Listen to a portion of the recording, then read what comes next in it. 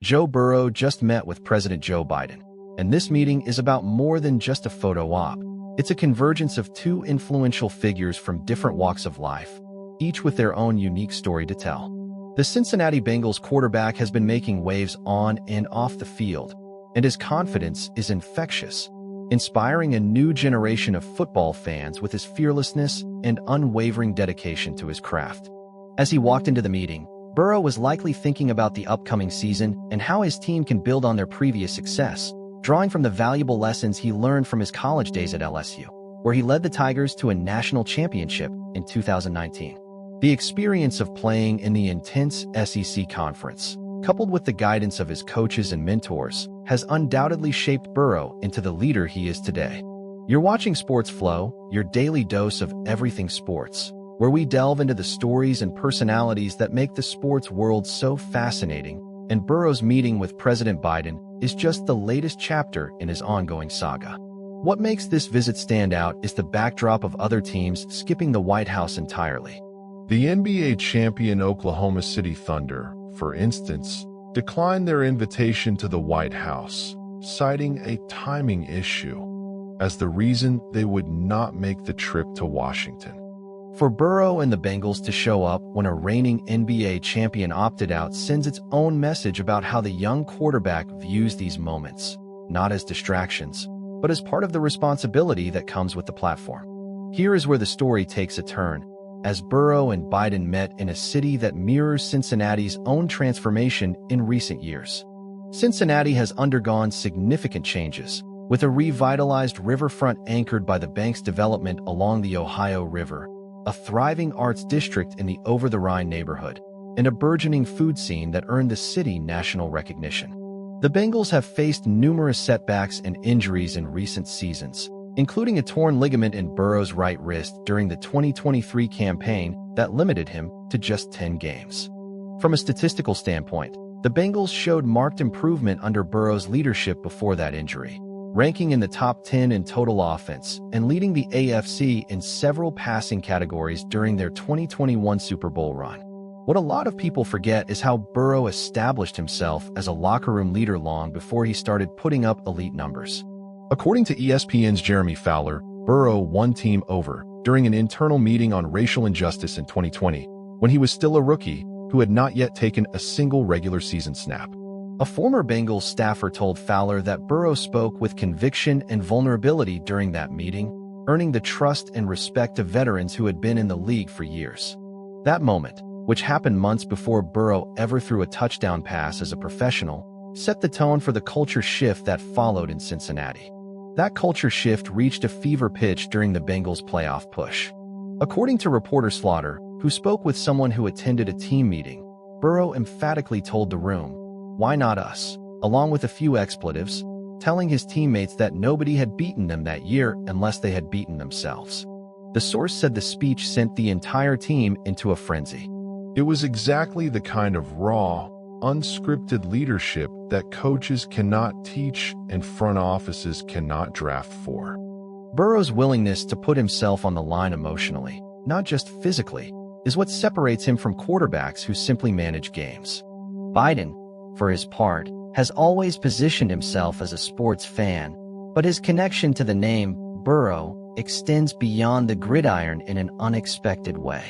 Charlotte Burrows, no relation to Joe, was one of Biden's notable political appointments, serving as chair of the Equal Employment Opportunity Commission. Biden designated her to lead the EEOC in January 2021, making her one of the earliest figures in his administration's push on workplace equity. The coincidence of the shared surname gave White House staffers a running joke during scheduling, according to reports, but the two Burrows represent very different lanes of American public life, converging under one administration. The broader sports landscape surrounding this White House visit adds important context. While Burrow was shaking hands with the president, the NBA world was buzzing about Charles Barkley's ruthless assessment of the Los Angeles Lakers roster. Barkley did not mince words, summing up the Lakers in a single withering sequence. Old fence, as in no D, and YNCH, as in no bench. The quote went viral within minutes, and it underscored how candid former players have become in their media roles. Barkley's bluntness stands in contrast to the diplomatic tone athletes typically strike during White House visits. But both approaches reveal how much weight words carry in professional sports. Meanwhile, in the NBA's offseason, agent Todd Ramasar was voicing concerns about his client Pascal Siakam's readiness for the season. Ramasar told reporter Michael Grange that he had expressed his worry directly to Toronto Raptors president Masai Ujiri because Siakam could not work out during the layoff. Like any other player, he's going to put on weight, he's going to be out of shape, and he's going to have zero rhythm once the season starts back up, Ramasar said. The candid admission from an agent publicly acknowledging his own client's conditioning risk was unusual, and it highlighted the physical toll that extended absences take on professional athletes across every sport, football included. That physical toll is something Burrow knows firsthand. His knee injury during his rookie season in November 2020, a torn ACL and MCL against the Washington football team in Week 11, threatened to derail his career before it truly began.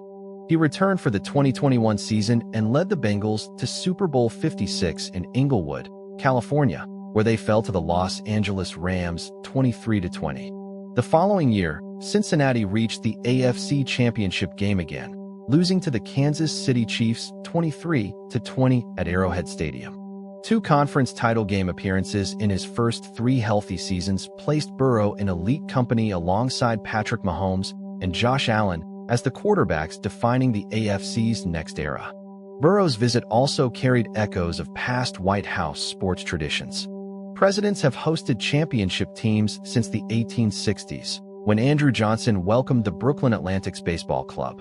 The modern tradition solidified under Ronald Reagan in the 1980s, and it has become a cultural ritual that blurs the line between athletics and governance.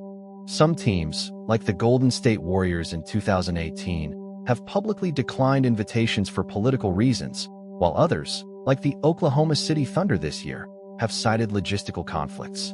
Burrow's decision to accept the invitation places him in the camp of athletes who view the White House as an institution worth engaging with regardless of the political climate.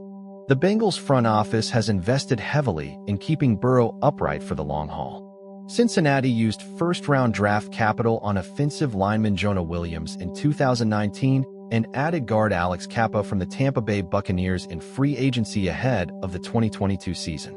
The franchise also committed more than $200 million to Burrow's contract extension, making him one of the highest-paid players in NFL history at the time of signing. That financial commitment signals that the organization sees Burrow not just as a quarterback, but as the face of a franchise that went 26 years between playoff victories before his arrival. Subscribe to Sports Flow and hit the bell for daily sports breakdowns, where we'll be following Burrow's journey every step of the way, providing in-depth analysis and commentary on the latest developments in the sports world.